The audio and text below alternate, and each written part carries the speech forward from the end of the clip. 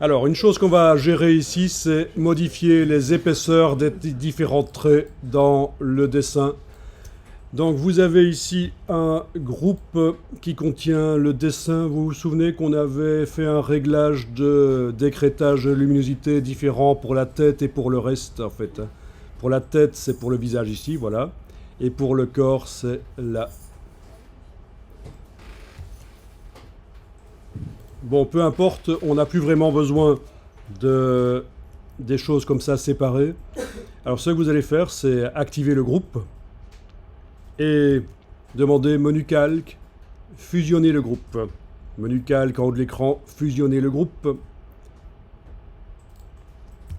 Donc les deux calques qui étaient dans le groupe ont été transformés en pixels.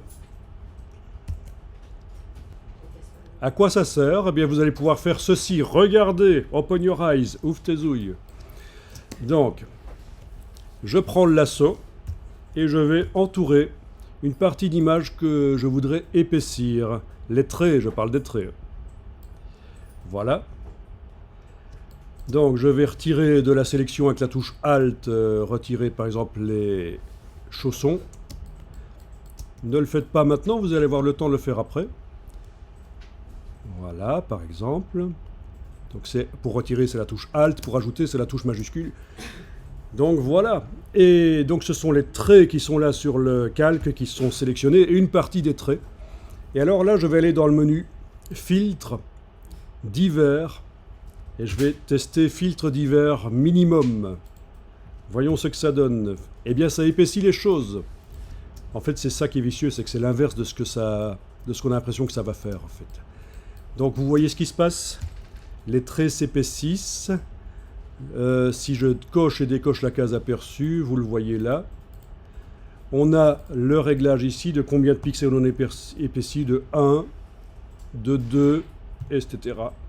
à tester. Et je me dis, est-ce que c'est ce que je voulais? Si c'est ce que je voulais, je clique OK. C'est destructif, il vaut mieux avoir gardé une version d'avant au cas où on se dit par la suite que c'était foireux. Donc je vous rappelle la procédure. Vous avez fusionné le groupe déjà, vous avez obtenu des pixels. Un calque qui réunit tout sous forme de pixels. Vous avez pris le lasso et vous avez entouré la partie qui vous intéresse, que vous voulez épaissir. Vous avez exclu avec Alt au lasso, exclu certaines parties qui doivent rester fines. Ben oui, c'est ça qui fait quelque chose d'intéressant au niveau graphique dans un dessin. C'est que tous les traits n'ont pas nécessairement la même épaisseur.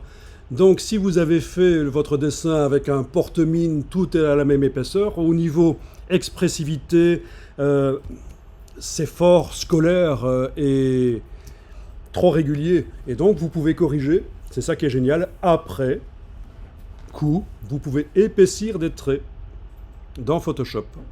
Donc pour épaissir, c'était filtre divers minimum. Alors, si vous pensez que dans le curseur, dans la boîte qui s'ouvre, le curseur, c'est pas assez précis, il faut, avant de faire ça, aller dans Image, taille de l'image, avec le moteur de multiplication des pixels coché, il faudra aller augmenter le nombre de pixels de l'image, en fait. Et du coup, le réglage filtre divers minimum sera plus précis. En fait, on ne peut pas le rendre plus précis, le réglage, mais s'il agit sur une image qui a plus de pixels, il devient forcément plus précis, vous comprenez. Mais là, je ne vais pas le faire, hein. Je ne vais pas multiplier les pixels dans l'image. Mais c'est l'astuce, quoi. Parce que parfois, vous allez voir, on passe de 1 pixel d'épaississement à 2 pixels, il n'y a aucun des deux qui est bon. Soit 1 pixel c'est trop peu, 2 pixels c'est trop.